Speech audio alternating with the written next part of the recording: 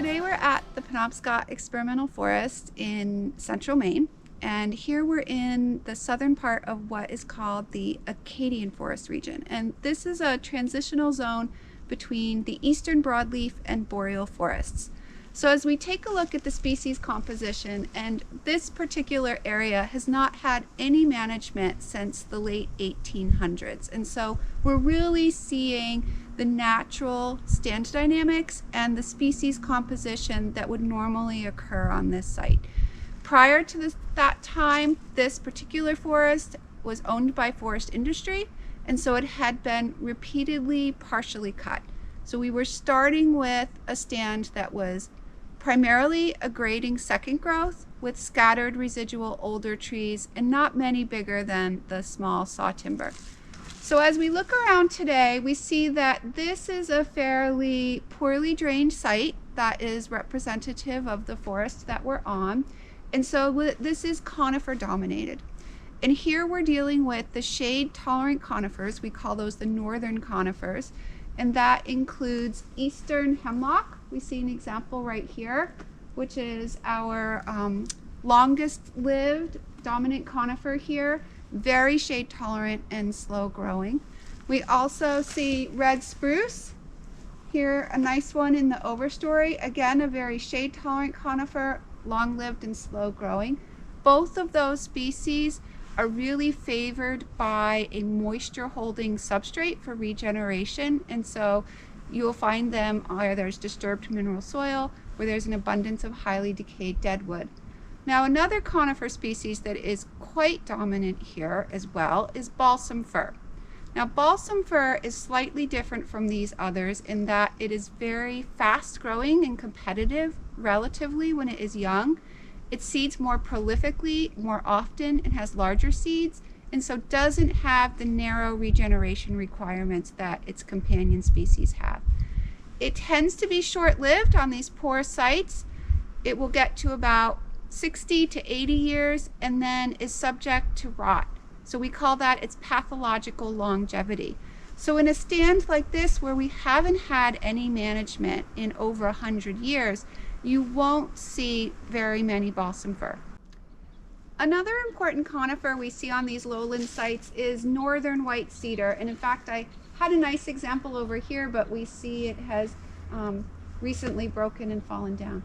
Northern white cedar is another very long-lived, shade-tolerant conifer that requires a moisture-holding substrate and grows slowly relative to its competitors. So the general theme with our dominant conifers is that they have specific requirements for establishment and early growth, and we have to be thoughtful about their relative growth rates with regard to companion species. In addition to the conifers, we have hardwoods in this forest type, and on these poorly drained sites they tend to be red maple, which of course is able to sprout after harvesting, so is quite competitive in managed stands, paper birch, and a number of aspen species. As site quality improves, you will pick up some yellow birch, white ash, and sugar maple. But on the sites that we're looking at today, those aren't going to be important components of the stand. Managing the hardwoods and softwoods in mixture can be challenging, not only because of the competitive advantage that the hardwoods have, but because a buildup of hardwood leaf litter on the forest floor can make it difficult for the conifers to establish. So when we look at this stand where we've had no management for quite some time, we see good examples of the natural disturbance regime.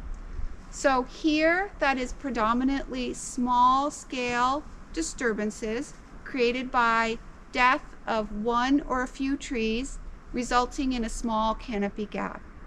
And we see here behind me an example of that. When I started here over 20 years ago, there was no gap here. But now that we see a number of trees have broken and we're starting to open the canopy, sometimes this does become an opportunity for the less shade tolerant species to establish, but often it is releasing shade tolerant regeneration of the conifers already in the understory. And that's what we see here. We see eastern hemlock that was already existing on the site. We will get some larger gaps, and over here on my right we see one where I recall that there were some paper birch. Those are not as long-lived as our conifer species, and so as those died, we're now having an opening for release or establishment of new trees. Here we see where there have been some additional mortality of individual stems around the initial gap, so there's sort of a contagion where the gap extends over time. We can have a situation such as that here on my left, where after an opening has been created, the trees will grow up and create a dense stand representative of the stem exclusion phase of stand development, where you have little to no understory regeneration. When we look at the understory of this stand, we see not only a preponderance of here eastern hemlock, the most shade tolerant of our conifers, but a buildup of deadwood and a pit and mound microtopography. And this is characteristic of these stands that haven't been very managed. One of the things I will mention is that there is potential for larger scale disturbances associated with the native eastern spruce budworm, which has about a 40-year period in which populations will increase and cause defoliation and mortality of primarily balsam fir, but also red spruce. And we do sometimes have hurricanes that will cause a greater degree of stand disturbance. However, a true stand replacing disturbance, such as that resulting from fire, has a return interval in this region for these lowland forest types of over 1,000 years at the stand level. So as we go through the forest today and look at the outcomes of different types of management, I think it's important that we keep in mind the structure, the species composition, the characteristics of the forest floor and the deadwood that we're observing here in the absence of management for more than 100 years, so that we can understand how the silvicultural treatments that we applied changed the condition of the forest.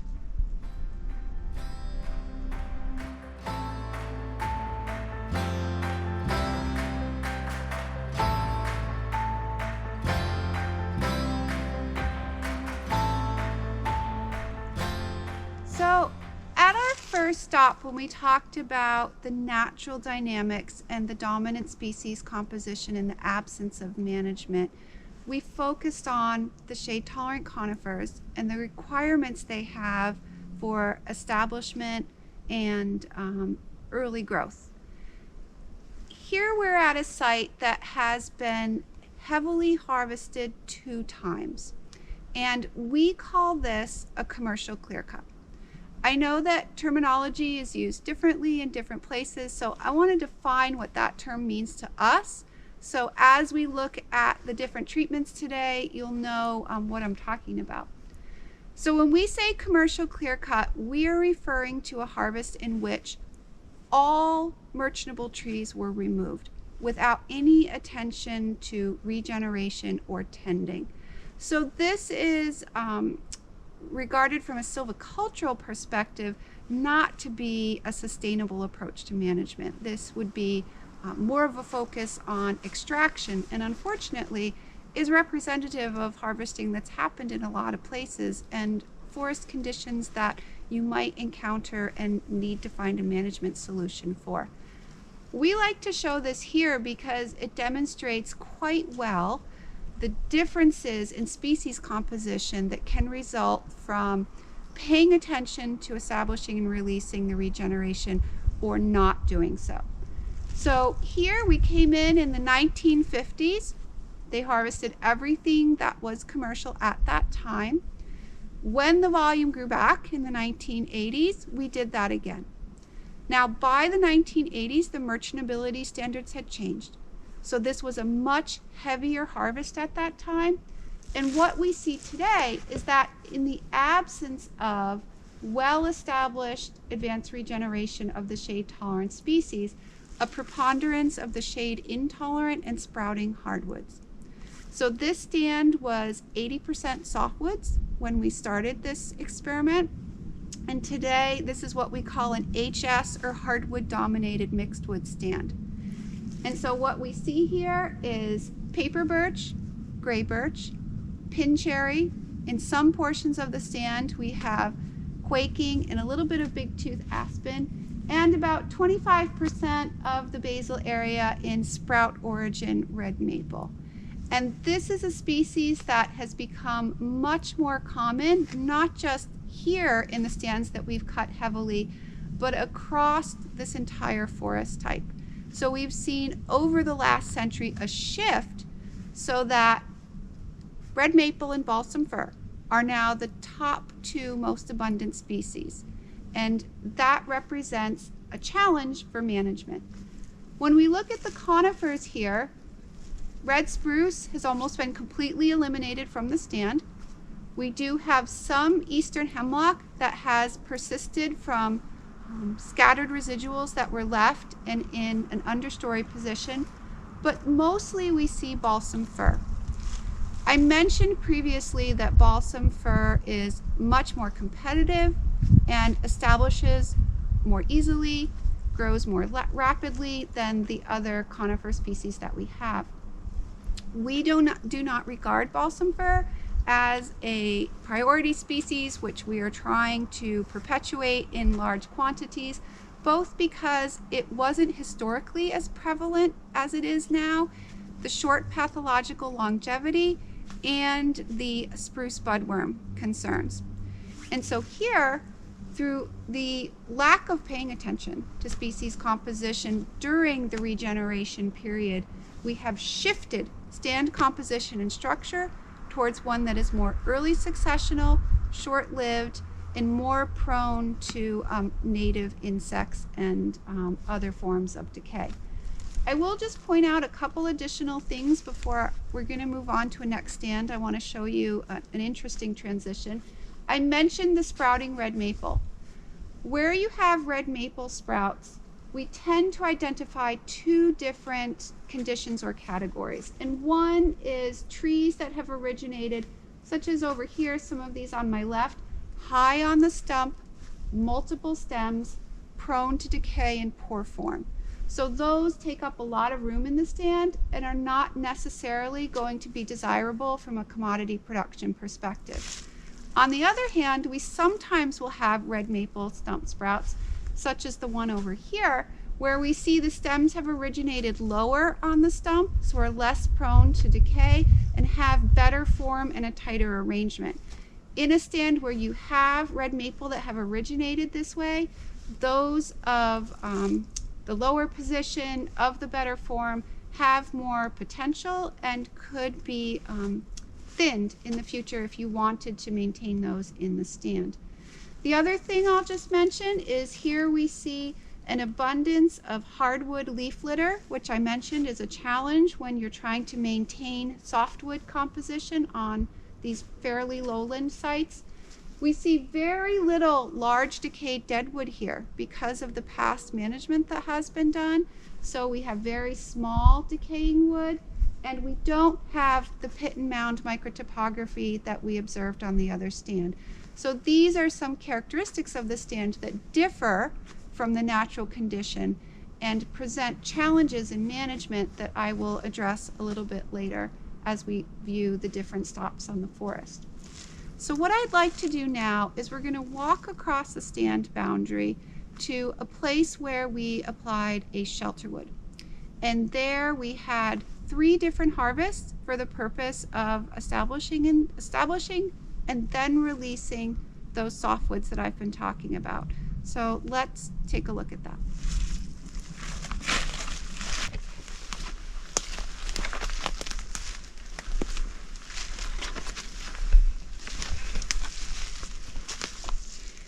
This stand is the one that I said was regenerated with a regular or uniform 3-stage shelterwood. So this means that we made 3 stand entries during a period of less than 20 years.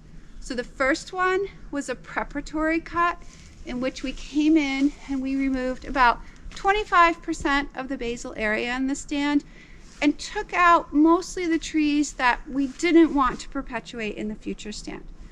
We then came back about 10 years later, and we took out about half of the remaining stand that was here at that time. That was the establishment cut, made for the purpose of establishing regeneration of the species that we wanted to perpetuate, which were primarily red spruce, and on this site, some eastern white pine. We're on a slightly better site than we were previously. The final overstory removal, which was complete, occurred about 5 to 7 years after that, and at that time they removed all trees in the stand that were larger than sapling size. As a result of that gradual removal of the overstory, we established a very dense stand of the shade-tolerant regeneration. And so today we see there are very few hardwoods in this stand, and we have balsam fir, red spruce, hemlock, and eastern white pine. This stand has not had any management since that time. It can be important to consider pre-commercial or early stand tending, and we will look at an example of that. Here, in the absence of that, this stand is in the stem exclusion phase of development. No understory vegetation or small regeneration at all. It is going through the process of self-thinning, so we are seeing mortality of trees in the sapling and small pole sizes, and differentiation of the trees into different crown classes and canopy strata. At this time, this stand does present a management challenge because it is so dense. The trees have an unstable height diameter ratio, and so thinning at this time would be challenging. It also is somewhat of a concern because of the small live crown ratios on these trees. If we had a spruce budworm outbreak, the trees would not be particularly vigorous. There are some advantages to growing a very dense conifer stand like this one. The first is that over time, the natural mortality of the balsam fir, which was originally more abundant than the spruce in this stand, has been greater, so that we see fir dropping out at a faster rate. So we're slowly transitioning to a more spruce dominated stand. In addition, I mentioned that we have eastern white pine in this stand. So as we look at the pine trees, and here's one behind me, and you see them scattered throughout. In this region, they are susceptible to the white pine weevil. That will kill the leader of the tree, and one of the lateral branches will take over. In stands that are more open, these trees can develop very poor form and a bush-like structure with little commodity value. Here, where our eastern white pine are growing so densely in a stratified layer above the spruce and fir, even if they were weevilled, the lateral had to go up in order to reach the light, and so the trees have maintained relatively good form over time. That is one of the things that we have to think about in management of eastern white pine in these young, even-age stands. We generally would not recommend a thinning until the trees are at least 1 log length tall in order to maintain their form.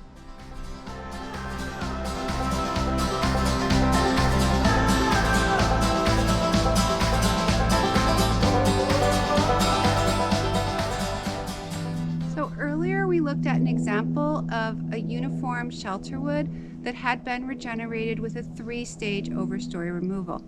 This particular stand had a 2-stage overstory removal, but that wasn't the most important difference.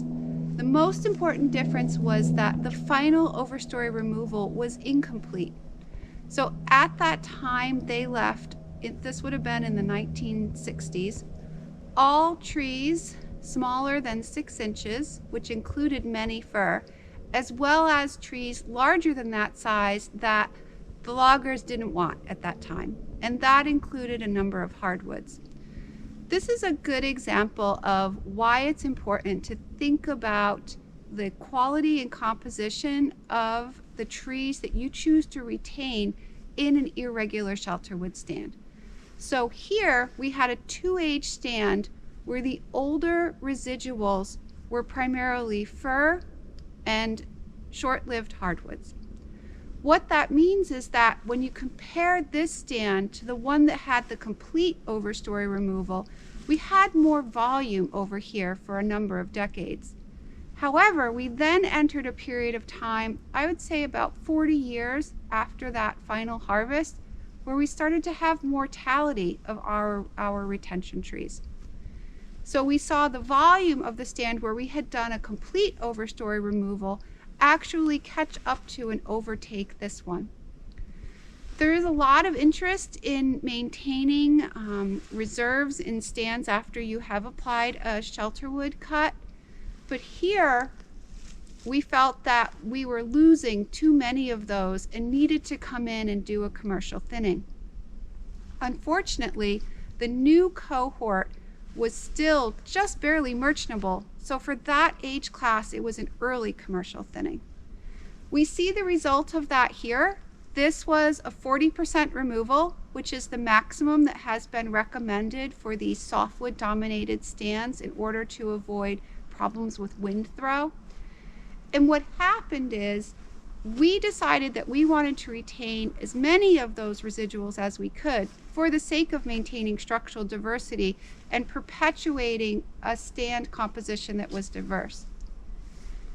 Taking out the poor quality residuals and the ones that we thought were going to die and thinning the new cohort resulted in the stand condition which you see today, which has good species diversity, has an interesting structure, and has some red spruce and white pine in it. Unfortunately, what we also saw is a very high proportion of stand area and trails. This was a cut to length operation with a dangle head processor and a forwarder.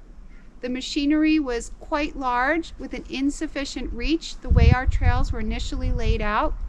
They were moved closer together and the stand ended up with 30% area and trails.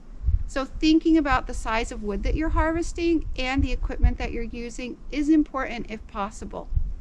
In addition, because our new cohort was still in a very early commercial thinning stage and had not had a previous pre-commercial thinning, after the harvest we saw a fair amount of breakage of the stems in the younger size class. So this stand still has potential, but I think if we had been more thoughtful about the reserves that we kept back in 1960 and retained species of better quality or with greater longevity, that we would be in a better position today.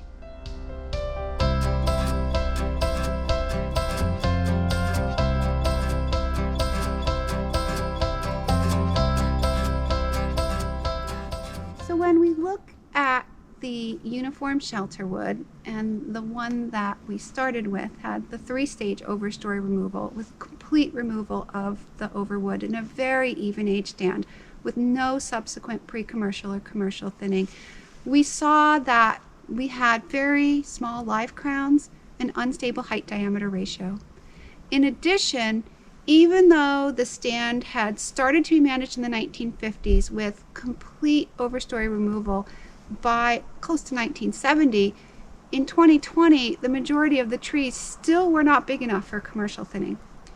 Pre-commercial thinning is a really important tool in this forest type when managing even age stands, either regenerated from Shelterwood or from a clear cut, which we'll look at a little bit later. The stand that we're in right now was originally part of the stand that we looked at earlier that had no pre-commercial thinning. This one, however, was pre-commercially thinned in the early 1980s to a spacing of 2 by 3 meters. More typical spacing in this forest type is 6 by 6 or 8 by 8 feet. What we notice here, compared to the other stand that we were in, is fewer stems, diameter is much larger, and the live crown ratio is much longer. Often when we talk about thinning, and particularly pre-commercial thinning, we think of the saying, bigger, better, faster. And those aren't the only benefits in this forest type. As I mentioned, balsam fir, much more competitive and abundant in these mixed stands of spruce fir and hemlock, and yet isn't our most preferred species. By doing a pre-commercial thinning, we have the opportunity to adjust species composition to favor the spruce. And in fact, in this particular stand, we would release a spruce and cut down the fir as long as the spruce was half as tall as the fir. So a deliberate effort was made.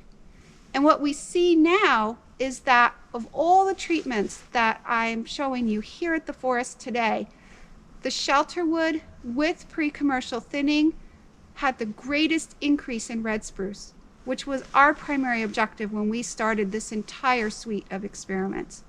So by doing the gradual removal of the overstory in a period of 15 to less than 20 years, favoring the red spruce in our early preparatory and establishment cuts, and then coming in 20 years, give or take, after that final overstory removal, and doing a spacing that favored the spruce over the fir, we made meaningful shifts in species composition that are beneficial for this stand in a number of ways. First, the spruce has greater longevity and greater product potential, and when you think of the spruce budworm, although it's named after the spruce, the fir is its preferred host.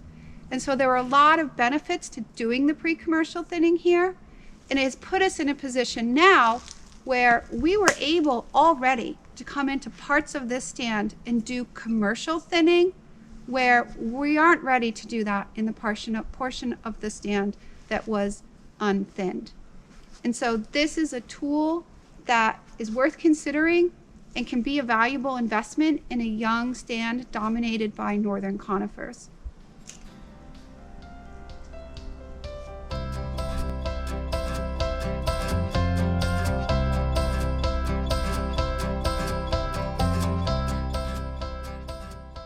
Now we'll move into a portion of the same stand that was not only pre-commercially thinned, but commercially thinned as well.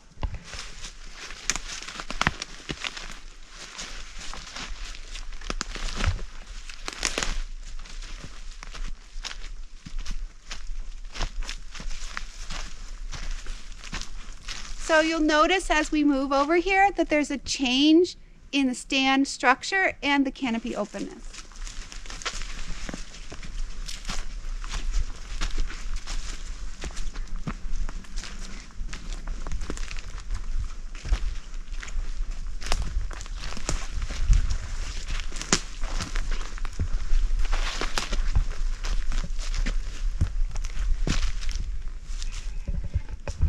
This portion of the stand was commercially thinned a few years ago. This is part of an experiment that's being done by the University of Maine. They have a statewide study that's called the Commercial Thinning Research Network.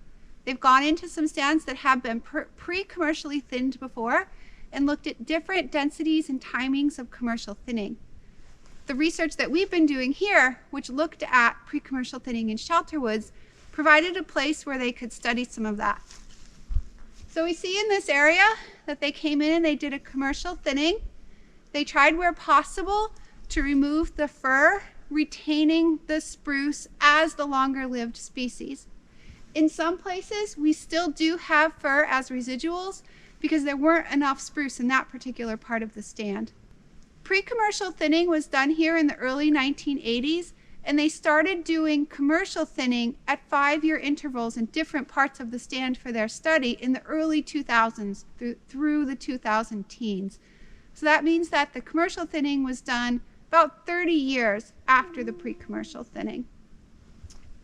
What we now see today is a change in the stand composition, continuing to move it towards spruce, which has the greater product potential and longer lives. We also see that there has been a regeneration response. Per the textbook, thinning is not intended to regenerate a stand. However, with these highly shade-tolerant species, you will have release of established advanced regeneration or initiation of a new cohort. This can be beneficial because it can set up a stand to be well suited for Shelterwood regeneration in the future because you already have some regeneration established. So in this particular stand, they have some sprouting red maple, which may need to be treated with herbicides in the future to prevent it from becoming dominant in some parts of the stand. Red spruce, which is considered a 2-rotation species relative to the fir, it can easily live twice as long. And the intention will to be come back here and do either another commercial thinning, depending on the amount of spruce, or initiate a Shelterwood sequence. This is a really nice example of the benefits of pre-commercial and commercial thinning in this forest type. The first stand we looked at that didn't have those treatments was still dominated by submerchantable trees, most of which were fir. Here, where we've been able to accelerate the growth of the trees and make adjustments to species composition through selecting which crop trees to release, we now have a stand with a much greater proportion of spruce, therefore better set up both for production potential and for conversion to another more complicated stand structure in the future if you chose to do that with an irregular Shelterwood or multi-age treatment.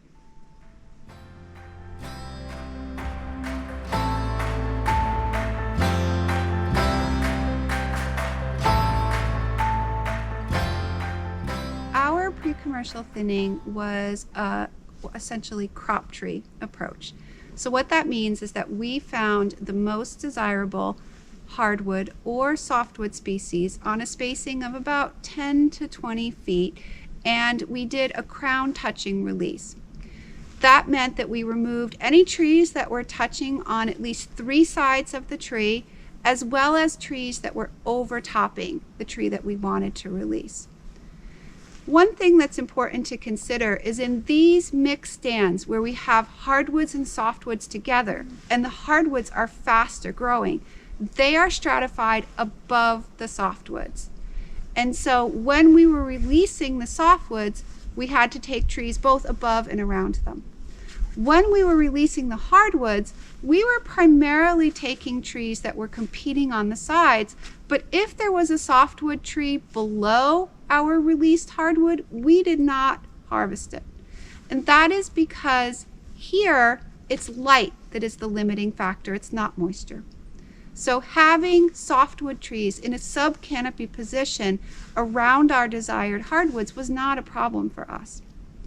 So the hardwoods that we released included low origin, good form red maple stump sprouts. And there we did not thin within the clumps, we just released the whole clump. We also released some paper birch and aspen species. This was accomplished both mechanically and chemically. For instance, we did use, where we were removing whole red maple sprout clumps, basal spray of herbicide. We did otherwise brush saw or even some chainsaw work for some of the larger poor quality residuals that we wanted to remove. What we found when we looked at the response of these trees over 10 years is that we had excellent increase in growth of the trees that we had released, both the softwoods and the hardwoods, with the exception of those red maple sprout clumps. Now, I think that is because they are primarily competing with each other within the clump, and because we had not thinned them down to 1 or 2 stems but left the entire clumps intact, I think that wasn't as successful as we hoped it would be. And in hindsight, I think I would further thin within those clumps. One thing that we were concerned about was epicormic branches on the hardwoods that we released. And the species here where that would be relevant is paper birch. We came out in collaboration with a university cooperator and we looked at the presence of epicormics and the height to those within the 10 years after release. And what we found is that relative to a control where we had not done any rehabilitation treatment, we did have more epicormic branches and lower on the stem of the trees that had been released. However, none of those occurred below the height of the first log.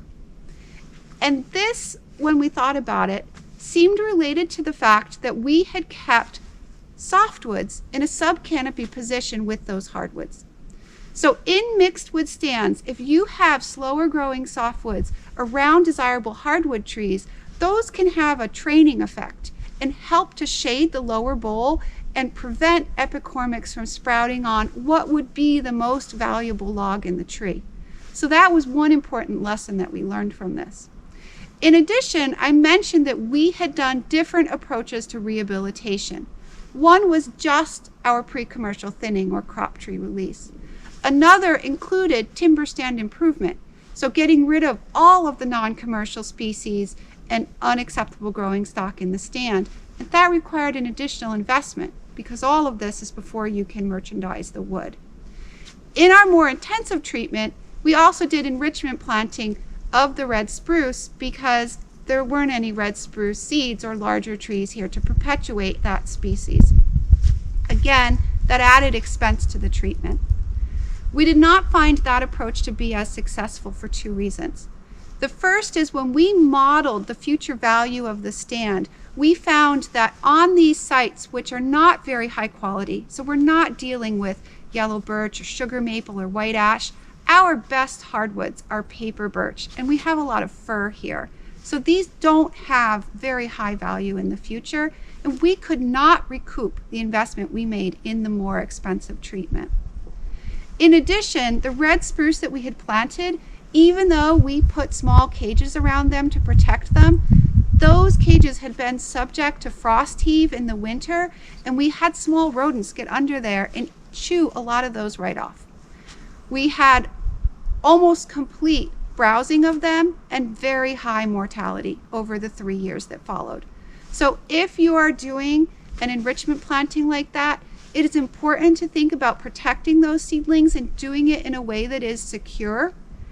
Here it was hare that were our primary browsers, so that might not be a concern on other sites.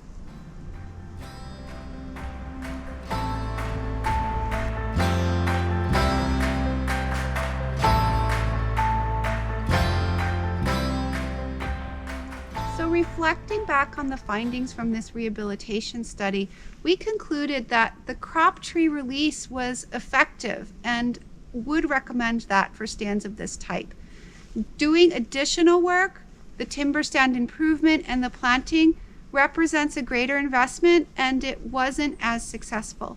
However, there are steps that could have been taken to improve the planting success, and if you are willing to make the investment at this time to improve the stand without necessarily feeling that you had to fully recoup that from harvests in the future, it might be warranted to do the additional improvement.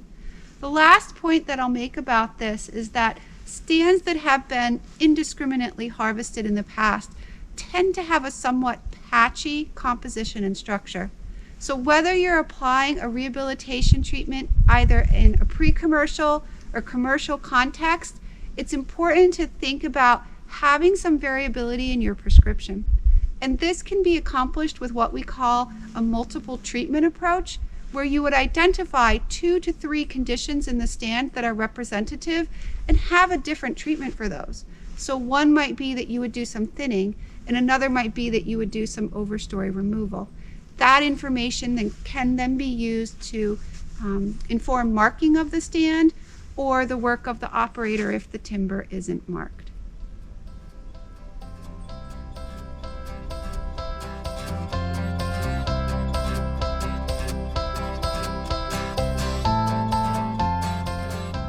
So when we look at the uniform Shelterwood, and the one that we started with had the 3-stage overstory removal with complete removal of the overwood in a very even age stand with no subsequent pre-commercial or commercial thinning, we saw that we had very small live crowns and unstable height diameter ratio.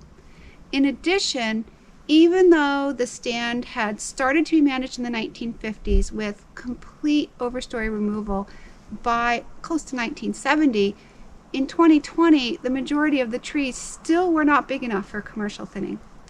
Pre-commercial thinning is a really important tool in this forest type when managing even age stands, either regenerated from Shelterwood or from a clear cut, which we'll look at a little bit later.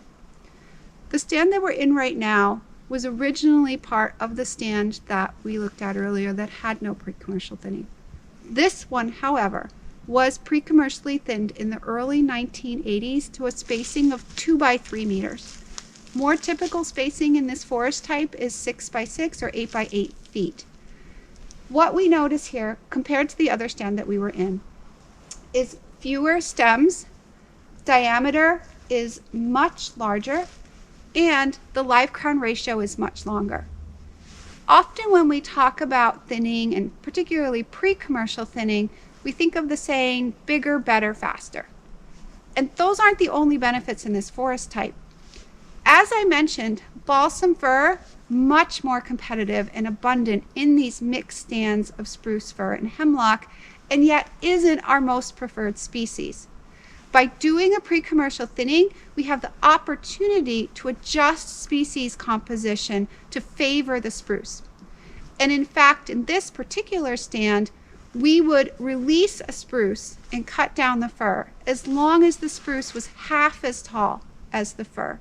So a deliberate effort was made. And what we see now is that of all the treatments that I'm showing you here at the forest today, the Shelterwood with pre-commercial thinning had the greatest increase in red spruce, which was our primary objective when we started this entire suite of experiments. So by doing the gradual removal of the overstory in a period of 15 to less than 20 years, favoring the red spruce in our early preparatory and establishment cuts, and then coming in 20 years, give or take, after that final overstory removal, and doing a spacing that favored the spruce over the fir, we made meaningful shifts in species composition that are beneficial for this stand in a number of ways. First, the spruce has greater longevity and greater product potential, and when you think of the spruce budworm, although it's named after the spruce, the fir is its preferred host.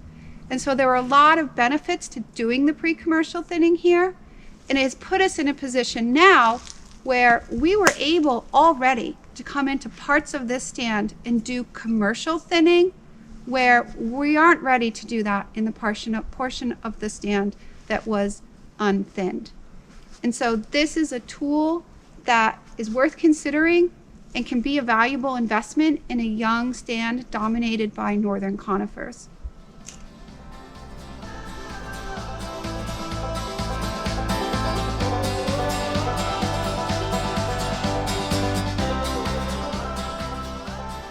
So earlier we looked at a stand where there had been 2 very heavy, what I would call indiscriminate harvests. So that's what we call the commercial clear cut. And the stand that we're in right now is actually part of that same management unit. There are a number of stands on the landscape here in the Acadian forest and elsewhere that have been subjected to heavy partial harvesting like that. When that happens, the management opportunities can be few. So one of the approaches is to consider a rehabilitation treatment. Ideally, there would be sufficient wood, commercial, in the stand to do something that looks like a combined commercial thinning and timber stand improvement, or perhaps an irregular shelterwood.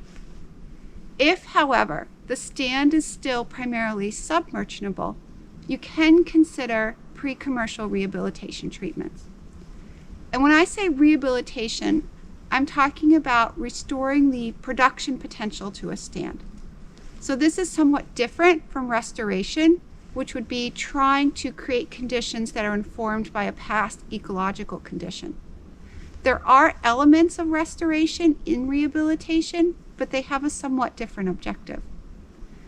So this stand had been last harvested quite heavily in the 1980s with some scattered residuals and a new component of balsam fir and shade intolerant hardwoods. We came in here in the early 2000s to try some different pre-commercial approaches to improving the stand. Our objective was to remove non-commercial species where possible, remove the poor quality, unacceptable growing stock or cull trees, and to create growing space around the best of the new cohort, admittedly mostly hardwoods, with the idea that we would improve their growth for a future commercial thinning. We approach these treatments using both mechanical and chemical means to accomplish pre-commercial thinning. So we did do some basal spray of herbicides on, for instance, the red maple sprout clumps that were of poor quality and form to prevent them from resprouting. We also did some mechanical work, and that did include a small amount of chainsaw work for some of the stems that were too big for brush saws. In addition to what we called crop tree release, so that was coming in and at intervals of about 10 to 20 feet, finding the best hardwood or softwood tree that we wanted to release. The timber stand improvement, which was removing unacceptable growing stock and non-commercial species. We also did some enrichment planting of red spruce. And that's because, as I mentioned earlier, those previous harvests had removed the red spruce seed source from the stand, and there was very little regeneration of that species here. Yet we know historically that it had been prevalent, and it is a desirable long-lived tree for commodity production purposes. We did have some biodiversity considerations in doing this. We wanted to maintain the structure that was here in the stand and the species that were uncommon. So we see here, right behind me, a red pine, which is not a common species in this particular forest. However, we wanted to keep that, and so chose that as one of our crop trees. We also found some northern red oak and some larch, and we hung on to those where they were present. Mostly what we ended up doing pre-commercial thinning on was paper birch. There were some desirable conifers, and where possible, we released those.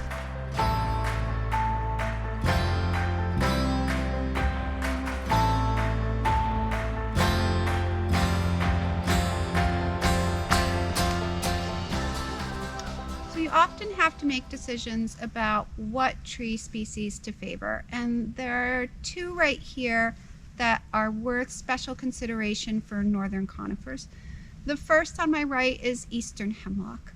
The hemlock woolly adelgid is causing widespread defoliation and mortality of eastern hemlock in southern New England and south of that. Here in northern New England, it isn't yet a problem for us, but there is concern about it in the future. We've made the decision here to continue to manage for eastern hemlock, but try to maintain the most vigorous trees possible. Eastern hemlock remains a very important component of this ecosystem, and so there is value in perpetuating it for the future. On my left is northern white cedar. This species has been experiencing range-wide recruitment failures, apparently due to overbrowsing by white-tailed deer. Even though we don't have very high populations of deer here in northern New England, we have observed that here. On the experimental forest, we have seen great reductions in northern white cedar from harvesting over the years, and little to no recruitment of this species. Research throughout the region suggests that if there is high pressure from deer, you will not be successful in regenerating this species. If fencing is not an option, which it often isn't due to expense, the best approach might be to wait until there's an opportunity in the future when deer populations are lower to try to regenerate this. Other approaches have been suggested, such as creating slash walls or using felled tops to deter deer browsing, growing northern white cedar in with other species to try to reduce browsing pressure, and I think these are worth trying, but they're unproven. The bottom line is that if you're managing northern white cedar, it is extremely important to make sure that you have established and released your advanced regeneration before removing your overstory trees. In addition, on lowland sites, layering, in which small seedlings or saplings of cedar are pushed to the ground by snow or branches rest on the ground in root, is a predominant form of regeneration. So consider how your new cedar got there and keep that in mind in management. This isn't a species that you can expect to seed in or to regenerate in great abundance after a harvest.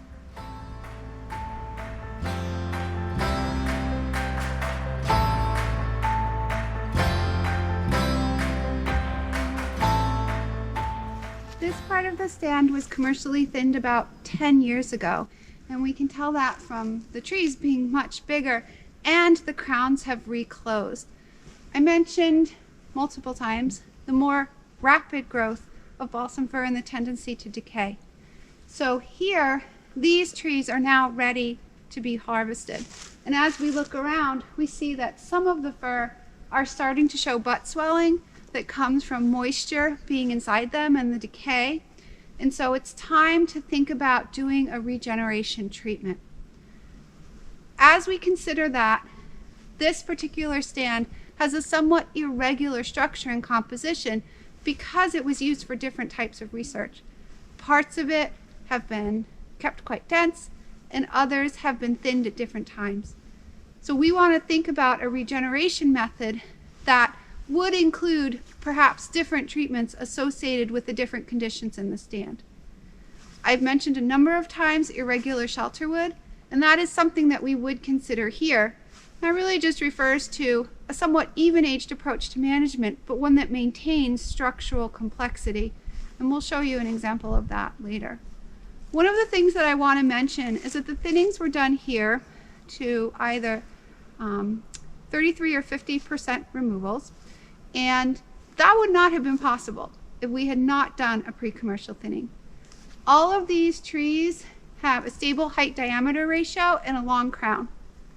Without coming into a stand and having previously reduced the density and allowed that stable tree form to develop, you could not come into it at this stage of development and reduce the density to that degree without experiencing wind throw and other similar problems. So those are factors to consider when you're thinking about managing an even age stand. That initial investment in pre-commercial thinning not only helped us get to the point where we're now able to consider a regeneration treatment in this stand while the unthinned part isn't even ready for a commercial thinning, but it gave us tree structure that is more wind firm and gives us more options for management today.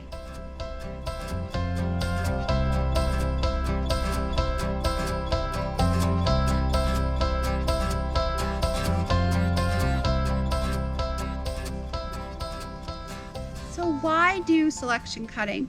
I've talked about defining the target residual structure and the care that needs to be taken in collecting your inventory data and comparing those to what you want to achieve. This approach provides continuous forest cover. So the even age systems that we have looked at have a period of time when there aren't a lot of mature trees on the site. So in special protection areas or those in which aesthetics is a concern, an approach such as this one could be appropriate. In addition, the single tree selection stands have what we call the wall of green. So as we can see, foliage from close to the ground all the way up to the top of the canopy. And this comes from the close interspersion of trees of different sizes and ages amongst each other in the stand. This creates a vertical structure or stratification that has habitat niches at many different levels that could support a variety of forest birds or other species. So when we think about application of the selection system, we want to consider that there are some places where it isn't suitable. So stands that are very dense and have not had past management would have trees with small crowns and unstable height diameter ratios that would not respond well to heavy partial cutting. Similarly, if a stand is a stratified even age stand, it might have a reverse J diameter distribution that results from some species growing more slowly and being smaller than others, rather than having a distribution of age sizes. Research has shown that in stands like that, if you try to apply a reverse J structure, the small trees that you're trying to release might be old and suppressed and will not grow as well as they would if it was truly a stand of multiple ages. One of the ways we can tell if a stand is uneven aged is by looking at the height distribution and the length of the crowns and see if we think that there are trees represented in multiple age classes so that the young trees are young and vigorous and not just old and suppressed. And then the last point I'll make is that managing these stands with a reverse J diameter distribution, particularly one that was derived using a Q factor, can be somewhat complicated and artificial, and that it might not closely represent a natural stand structure.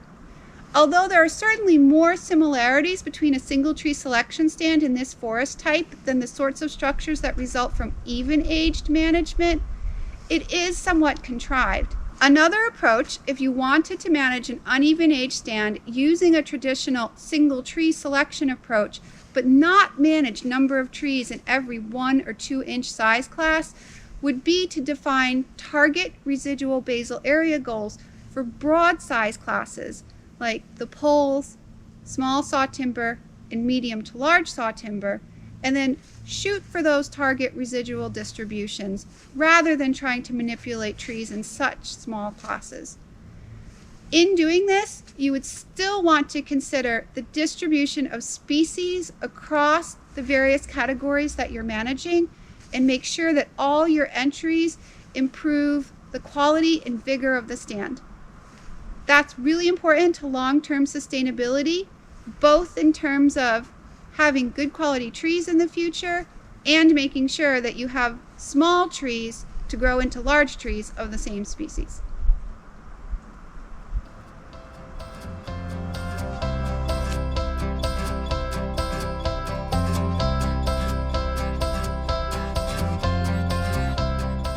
So in some forest types, there have been concerns about single tree selection cutting, which creates very small canopy openings, driving species composition towards just a few species. In northern hardwoods, for example, you can end up with a stand almost exclusively sugar maple, and you need to have some groups or larger gaps if you want to bring in some less tolerant species like yellow birch or white ash. Now, it's true that you need to have the larger gaps to really perpetuate those sorts of species in northern conifers as well, but because we have so many shade tolerant species, you can still maintain good species diversity with this approach. So as an example, I'm standing right now by a northern white cedar tree. I mentioned earlier when introducing this forest type that this is quite common. In fact, here in the state of Maine, it's one of the top 5 species, which is often a surprise to folks. The northern white cedar is very slow growing. It can take 100 years for it just to reach pole size under suppressed conditions, but it has the potential to grow well in response to release.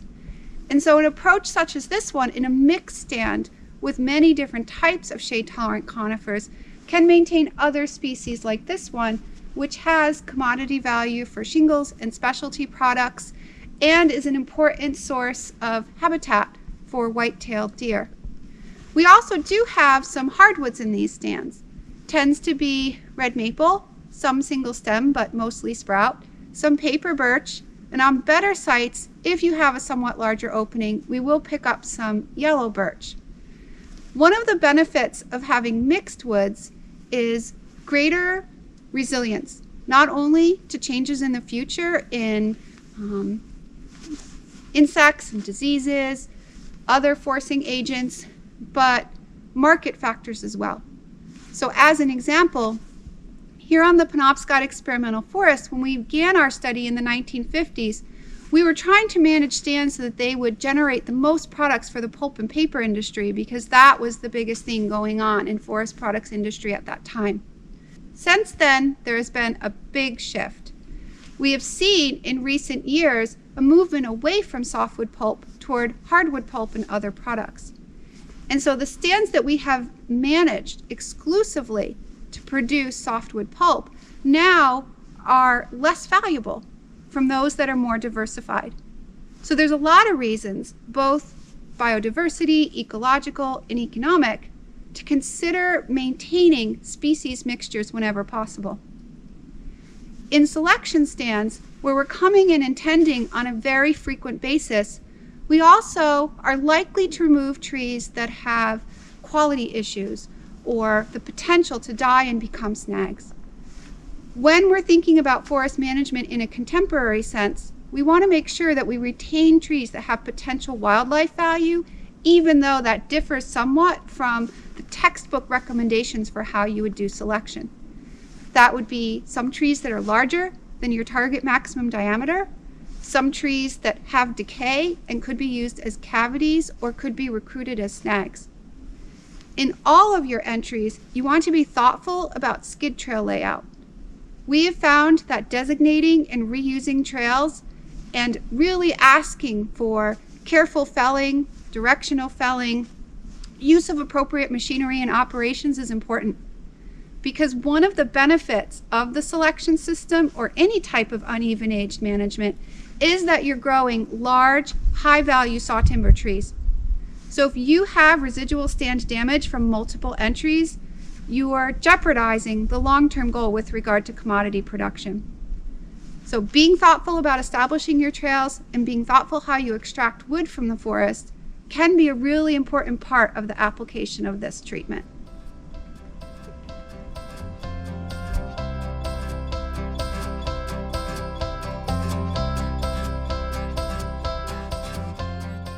The stand that we're in now has been managed with single tree selection cutting for 70 years. Here on the Penobscot Experimental Forest, we have 4 different cutting cycles that we use for selection cutting, which is of course the silvicultural treatment that creates and maintains uneven age stands. So we have re-entries on 5, 10, 15, and 20-year cutting cycles. This particular stand has been harvested every 10 years with a total of 6 cuts since the experiment began. It was last harvested 1 year ago. So the approach that we're using is the BDQ, or target residual basal area, maximum diameter, and Q factor approach to prescribing a residual stand structure. The Q factor is the mathematical approach to determining the shape of the reverse J, as opposed to the empirical approach, such as the arbogast structure sometimes used for northern hardwoods. So here, the steepness of the reverse J, or the Q that was chosen, was based on the approximate size distribution of trees that the researchers observed when they started in the 1950s. Because there isn't often good guidance on how to determine that mathematical structure.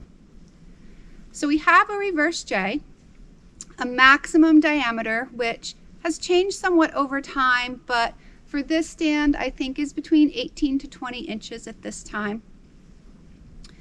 And we come out, inventory the stand, compare the distribution of trees that we have in terms of number of trees per acre in diameter class to the target that we determined ahead of time. And then we remove trees from the size classes that are in excess relative to that goal. That harvest is constrained by the residual basal area goal, which we have determined. Here it is between 90 and 100 square feet per acre. So we're carrying quite high basal area. Each harvest tends to be quite light, with only a 10-year cycle and a residual stocking goal that is that high. We're taking out less than 10 cords per acre. So this normally wouldn't be operational on its own, but can be combined with other harvests. A longer cutting cycle, 15, or we also have 20 years, does remove a greater proportion of the stand at once and is more commercially operable. One of the things that we found in this forest type, dominated by shade-tolerant conifers, is that the single tree selection system works fairly well for maintaining a vigorous stand with a wide distribution of tree sizes. In some other forest types, for example, northern hardwoods, where you have a preponderance of beech with the beech bark disease, that single tree approach can shift the species composition towards that very tolerant beech to the detriment of other species you might want, like sugar maple. Here that isn't so much of a concern. We have found, however, that this approach really encourages eastern hemlock, which is an important component of this forest type. From a commodity production potential, eastern hemlock isn't as desirable in this region as the red spruce would be, or the eastern white pine, which we see a nice example of here.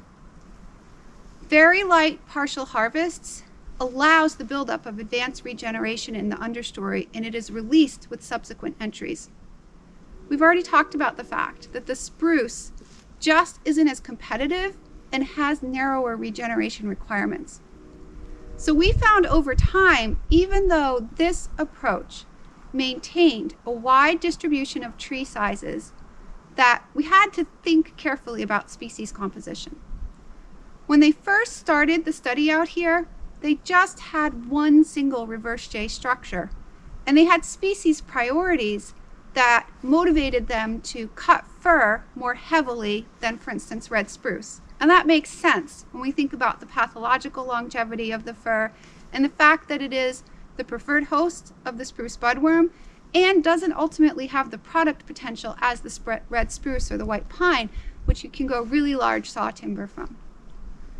Unfortunately, we weren't thinking about the distribution of these different species across the size classes that we had.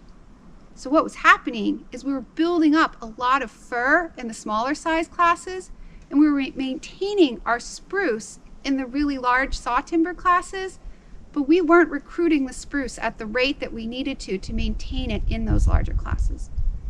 So because of that, we've shifted our approach. So now we have different target structures for different species groups.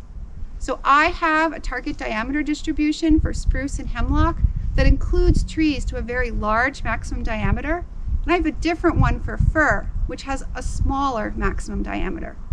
And in managing the stand that way, I'm able to determine not only whether the structure is sustainable, but whether the species are sustainable as well. We found that in addition to thinking about the individual species dynamics, that we had to start doing some tending of the submerchantable classes to move those red spruce along. Now this can vary with species composition, but here we're on the very southern edge of the Acadian forest, and we have a much larger component of hemlock than we do farther north. At very low light levels, less than 15% canopy opening, the eastern hemlock grows more rapidly than either the fir or the spruce. At light levels above that, the fir has a competitive advantage. So within these uneven age stands with this particular species mixture, there is no light level at which you can favor the growth of spruce over its two most common conifer companions. For that reason, we started to come through after our selection cut and do a little pre-commercial work with brush saws, not a spacing, but selectively finding the best potential red spruce crop trees in the submerchantable classes and releasing them. And that seems to be helping with recruitment. In addition, there has been some work from Quebec that has suggested that going to a hybrid single tree in group selection approach, not where you lay out gaps of a particular large size for a percentage of the stand, but create some small openings that consist of more than one or two trees, where maybe you have mature trees that are ready to come out or well-established advanced regeneration, might be favorable to better release trees in the submerchantable classes and make sure that they're recruiting at a fast enough rate. Carrying too much basal area in the overstory can suppress the growth of the new stand underneath. So here we have to balance maximizing the growth of the commercial trees with making sure that we're regenerating and recruiting regeneration at an acceptable rate. The other thing that I want to mention, and this is related to the different species that you have, because the fir have a maximum diameter that is in the pole size classes, we had to be thoughtful about not overcutting those classes relative to our reverse J goal. All of things like this are accomplished through development of our target residual, comparison to what we have, and the determining a marking guide. That marking guide helps us to know what sizes we want to remove trees from and which species we want to prioritize. In addition, we use marking goals that prioritize first the removal of unacceptable growing stock and cull trees, non-commercial species if we need to do some timber stand improvement, and then we continue to work on improving the spacing in the stand, the thinning, the quality. Every single entry that we do has the objective of improving the stand. This means that the first entries might not be as profitable as later entries as you condition a stand that has not been previously managed.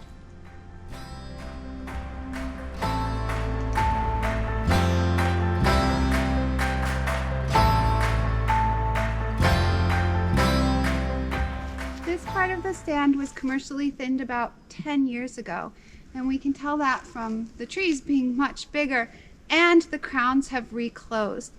I mentioned multiple times the more rapid growth of balsam fir and the tendency to decay. So here, these trees are now ready to be harvested. And as we look around, we see that some of the fir are starting to show butt swelling that comes from moisture being inside them and the decay. And so it's time to think about doing a regeneration treatment. As we consider that, this particular stand has a somewhat irregular structure and composition because it was used for different types of research. Parts of it have been kept quite dense and others have been thinned at different times. So we want to think about a regeneration method that would include perhaps different treatments associated with the different conditions in the stand. I've mentioned a number of times irregular shelterwood, and that is something that we would consider here. That really just refers to a somewhat even-aged approach to management, but one that maintains structural complexity. And we'll show you an example of that later. One of the things that I want to mention is that the thinnings were done here to either 33 or 50% removals, and that would not have been possible if we had not done a pre-commercial thinning. All of these trees have a stable height diameter ratio and a long crown. Without coming into a stand and having previously reduced the density and allowed that stable tree form to develop, you could not come into it at this stage of development and reduce the density to that degree without experiencing wind throw and other similar problems. So those are factors to consider when you're thinking about managing an even age stand. That initial investment in pre-commercial thinning not only helped us get to the point where we're now able to consider a regeneration treatment in this stand while the unthinned part isn't even ready for a commercial thinning, but it gave us tree structure that is more wind firm and gives us more options for management today. So I want to point out what we've seen happening here with this fir. So the fir have broken off, and you can see inside that there was heart rot. This is what I was referring to when I said that fir has a short pathological longevity, particularly on these poor quality sites. They're very prone to decay, and often by the time they're 60 to 80 years, or by the pole or sometimes small saw timber class, you tend to have the fir break up like this. And in stands where you have large areas of fir, you can have a whole patch in a stand start to experience mortality at the same time. One of the things that we have to consider with both pre-commercial and commercial thinning is that we are accelerating the growth of the fir to a size where they tend to be more vulnerable to decay. And so considering when you'll come back for your commercial thinning is important if you put the investment into pre-commercial thinning your fir.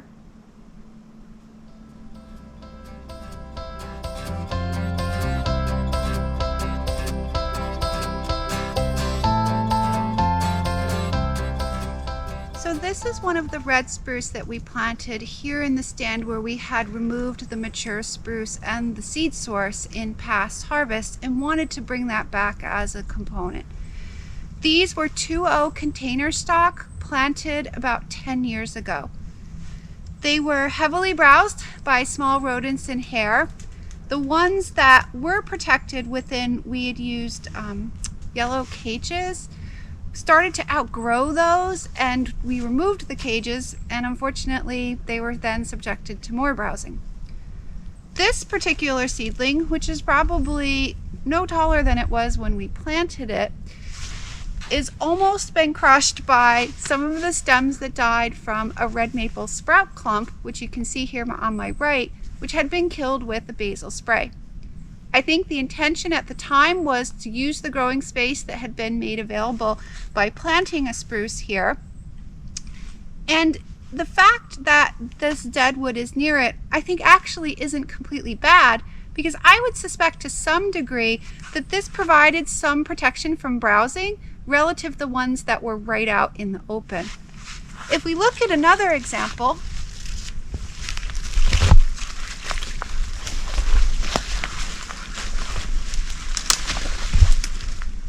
here we see a second red spruce that was planted. Again, has been heavily browsed. And in this case, a balsam fir, which was adjacent to it, was released by our treatment and has grown much more rapidly over the past decade. And so here we see the competitive advantage of fir relative to the red spruce. So I don't think that this was a bad idea, but I think that perhaps being more thoughtful about our protection from browsing and the potential for understory competition would have helped it to be more successful. In fact, when I think about the understory response to the treatment, we know by definition that thinning treatments, the pre-commercial thinning that we did, are meant to redistribute growing space and improve the growth of the trees you already have on the site, not to establish new regeneration. But in stands where you have a preponderance of shade-tolerant species, not only are existing advanced regeneration released during the thinning, but you can have new regeneration established. We also had a really big flush of understory vegetation in this stand, which in some ways presents competition, but in other ways increase the wildlife habitat values here. All of these things have increased the diversity and the structural complexity of the stand, and I think are in service of our long-term goal, which is after a commercial thinning, start to think about a future irregular shelterwood treatment in this stand. The structural and compositional complexity would be well suited for an approach where you use perhaps some areas with gaps and some areas with thinning, and that's something that we'll look at here on the forest later today.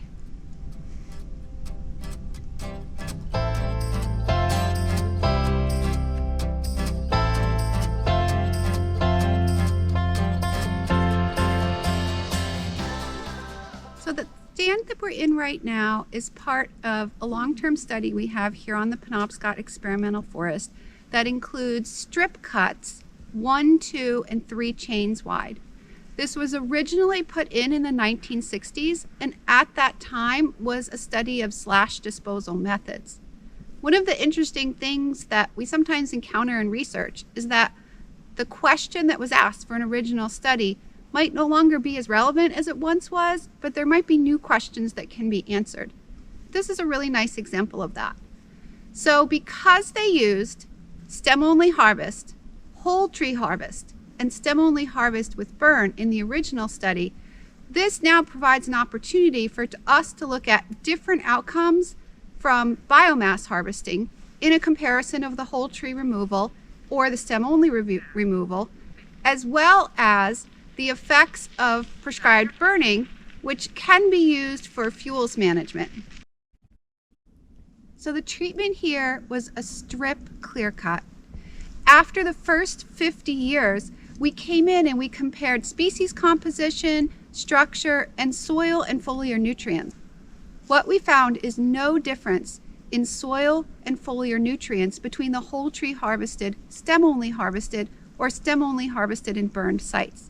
That was really important because there have been concerns about whole tree harvesting with regard to deterioration of site quality. And even on a poor site, such as the one we have here, we didn't see that happen. We did, however, see some differences in species composition that were associated with these different harvesting operations. In general, in the northern conifer forest type, where we have shade-tolerant conifers relying on advanced regeneration, a true clear cut will not maintain those species in the stand. So in this region, we define a silvicultural clear cut as the removal of all trees from the site for the purpose of establishing a new stand after the fact. So a stand that has established advanced regeneration in which you remove all the large trees, we would call that an overstory removal.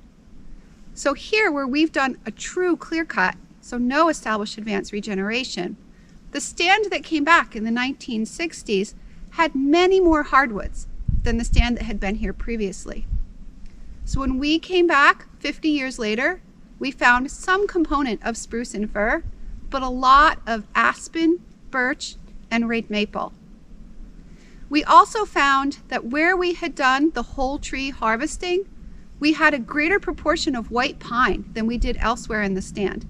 Even though it wasn't an abundant species, we think that the greater scarification that resulted from the whole tree operation created favorable microsites for that species.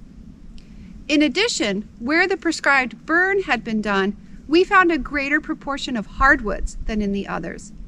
And that we think is because the few advanced regeneration trees that had been there, or the balsam fir or spruce that regenerated in the first year, had been killed by the burn. And this pushed the stand even further to hardwoods. So clear cutting alone will convert a shade-tolerant softwood stand to hardwoods in this forest type.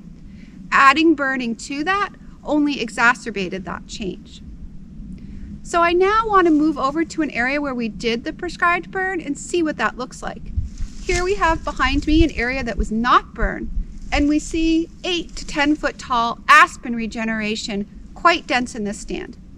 I think the aspen sprouted particularly vigorously because the ones that were here were only about 50 years old when we came in a couple years ago and repeated the original harvest.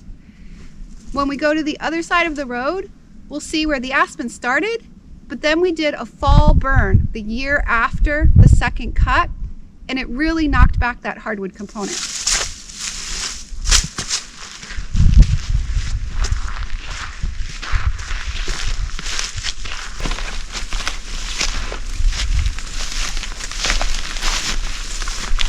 The portion of the stand that I'm in right now is part that was burned.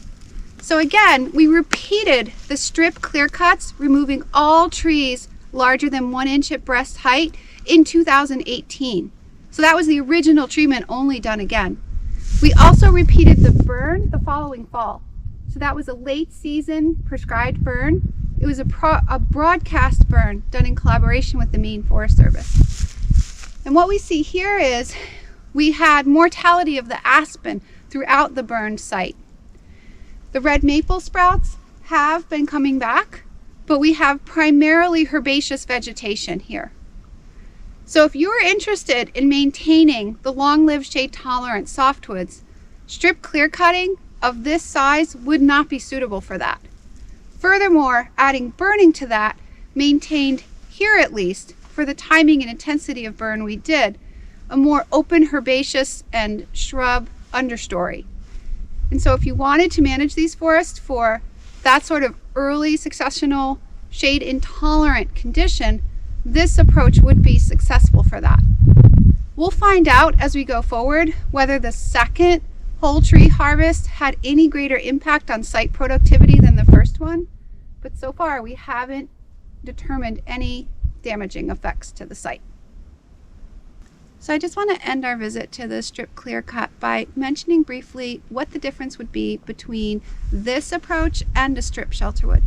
Strip shelterwood is sometimes practiced in northern conifers, and there the strips are much narrower, perhaps no more than 1 tree height wide. And that means that the trees growing in the strip are not only close to the source of seed for regeneration, but in a shaded microenvironment. Here, these strips at 1 to 3 chains wide and much longer than that mean that the trees in the middle of these openings are growing in an open environment. And so then we're favoring the less shade tolerant species and not the shade tolerant conifers. So that's the difference between these two approaches. They both use strips, but the width and orientation of these strips and the sylvics of the species we're managing mean that a different compositional outcome will occur.